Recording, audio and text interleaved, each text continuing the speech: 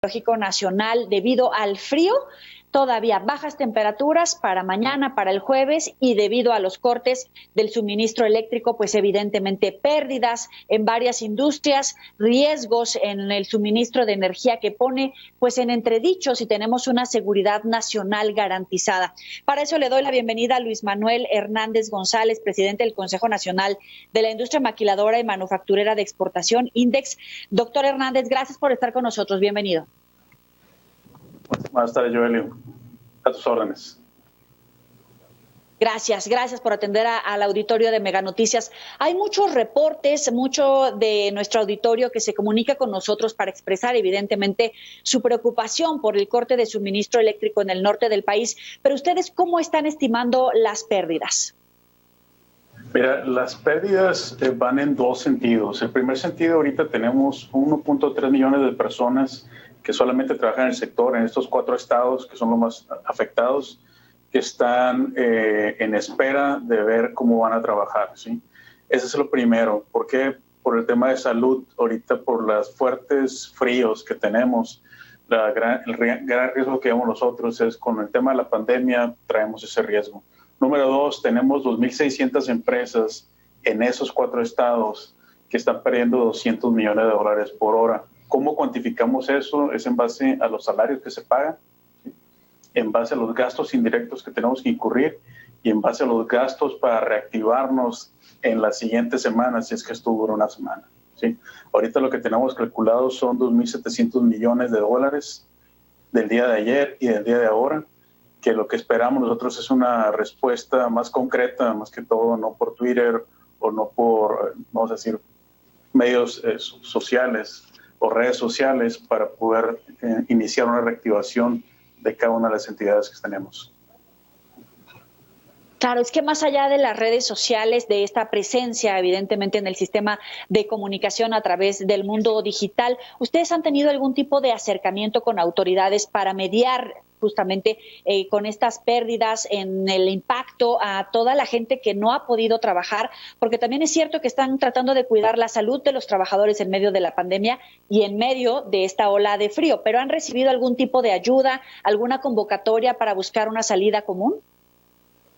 Mira, una convocatoria oficial no hemos recibido. Hemos recibido respuestas de algunos arranques o de que algunas empresas cedan y dejen de producir. Aquí la clave va, yo creo que la respuesta debería ser más en torno de la certeza, como tú comentabas al inicio de esta sesión. ¿Qué certeza tenemos de que va a haber energía y para cuándo tenemos? Si a nosotros nos dicen eso, es más fácil nosotros programar a los asociados y decirles quédate en tu casa, ¿no? Pero lo que también tenemos que ver es que para muchos asociados no tienen en sus casas, vamos a decir, los beneficios que pudieran tener una calefacción en la planta o mejores alimentos, etcétera, que pudieran servir casi de albergue para varias familias, ¿no? Entonces ahorita lo que vemos es 1.3 millones de personas esperando que se les diga. El tema de guarderías es un tema que estamos también ahorita viendo porque los niños van a estar en sus casas con frío. Aquí la clave es de que sí tenemos el impacto de Texas, de que no cortaron ahí unos suministros de gas. Lo importante va a ser aquí es qué estamos haciendo en México, independientemente de lo que tengamos en el país vecino. Claro.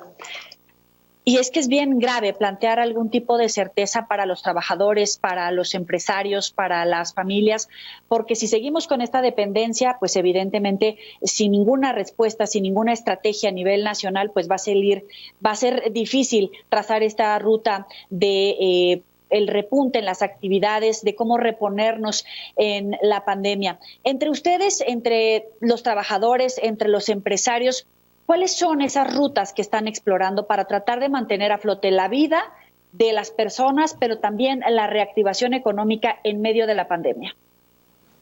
Mira, la vía casi es una nada más, Joely, es contratar plantas o subestaciones de diésel, ¿sí? Que no es lo más sencillo porque todas esas 2.600 empresas van a querer alcanzar ese servicio. Ahorita no puedes ir a contratar algo adicional, no puedes tener conexiones de gas. Lo que tienes es que mantener, por ejemplo, a las empresas o ciertos procesos andando. Ahorita la opción más viable que vemos es generadores de diésel. y sabemos que pues, no tenemos el abasto como país, no alcanzaríamos a reactivar la parte económica y no alcanzaríamos a reactivar y ofrecer, ¿no?, básicamente esa certeza que tenían los empleados siempre de que iba a estar su casa, su trabajo, para poder seguir operando en las condiciones que deben de operar, ¿no? Ahorita no es viable estar operando como estamos. Las empresas pues son un congelador, ¿no? Son un congelador, sus casas también son un congelador. Entonces, por eso esa certeza que quisiéramos del gobierno federal es, dime hasta dónde puedo operar, si puedo operar un 25% o un 50% por los siguientes días. Eso a nosotros nos da una estrategia, ¿no? Ahorita lo que queremos es que nos ayuden a definir esa estrategia. Los silencios muchas veces o las publicaciones sin fundamento pues no nos van a servir de mucho. ¿Se está quedando corto el gobierno federal en trazar esta estrategia para tratar de apoyar a la industria? Creo que tienen la voluntad, creo que tienen que ser más rápidas. Yo siempre hemos dicho, el gobierno se mueve a una velocidad, los empresarios a una velocidad más rápida. Entonces ahorita si nos pudieran decir, sabes qué, dame un rango, no quiero certeza. Además, si sabes que entre 5 horas y 15 horas voy a estar listo, puedo vivir con ese rango, ¿no? Ahorita no tenemos ni siquiera un rango. Claro. En la mesa, incluso la siguiente semana, hay un punto clave en la agenda porque es el debate de la reforma eléctrica. En este sentido, cuando estamos atravesando la pandemia, con este corte en el suministro eléctrico, ¿cuál sería su posicionamiento frente a esta reforma que intentan aprobar de manera rápida en el Congreso? Creo que la reforma tiene que, en vez de ver hacia adentro de México, tenemos que ver afuera de México. ¿Qué está haciendo todo el mundo? ¿Sí? Si tú te vas a lo que está haciendo Biden en su primer año de gobierno, quiere que casi 3 años de gobierno, dice que el 50% de los carros de policía de todo el país van a ser eléctricos. Eso te puede dar una idea de que siendo el socio comercial más grande de Estados Unidos de México, necesitamos adaptarnos nosotros, ¿okay? Necesitamos entender un poco más hacia dónde va el mundo, porque el sector donde estamos nosotros pues no compite en México, el sector que estamos nosotros compite con todo el mundo. Creo que sí estamos cortos en lo que es la reforma en específico.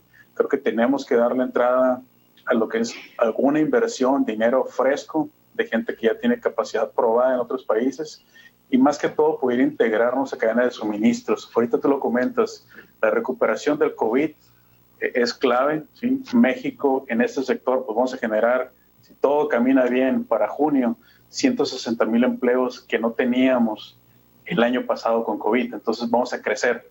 La cuestión aquí es si le sumamos un poquito más, mayor voluntad y mayor apertura a energías, creo que podemos ser la potencia que Estados Unidos y Canadá esperan que México sea, básicamente porque el TEMEC funcione.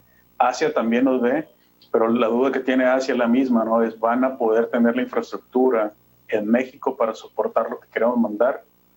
Ese es el gran tema y es lo que quisiéramos nosotros ver que se pone en la mesa.